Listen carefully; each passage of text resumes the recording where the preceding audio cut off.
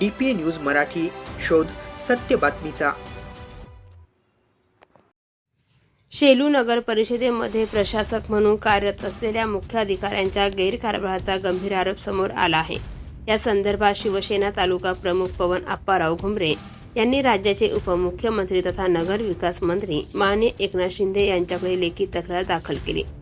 शेलू नगर परिषदेत स्थानिक स्वराज्य संस्थांच्या निवडणुका झालेल्या असताना देखील प्रशासकीय काळात मुख्य अधिकाऱ्यांकडून बेकायदेशीर निर्णय घेतले जात असल्याचा आरोप करण्यात आला आहे।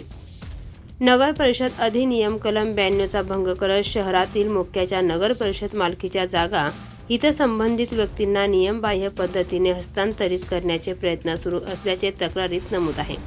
जुन्या बालवाडी परिसरातील तसेच स्टेशन रोड लगतच्या जागांचा यात समावेश असून या जागांचे वाटप झाल्यास भविष्यात मोठ्या प्रमाणात वाहतूक कोंडी निर्माण होण्याची शक्यता वर्तवली जात आहे।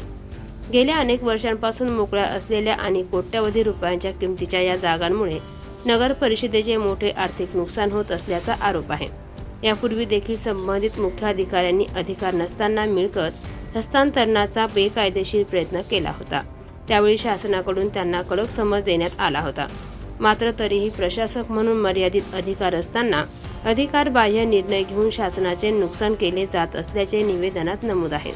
सर्वे नंबर 254, 100 तसेच स्टेशन रोडवरील नगर परिषद मालकीच्या जागांचे झालेले कथित बेकायदेशीर हस्तांतरण तात्काळ रद्द करून या प्रकरणाची सखोल चौकशी करण्यात यावी अशी मागणी करण्यात आली आहे।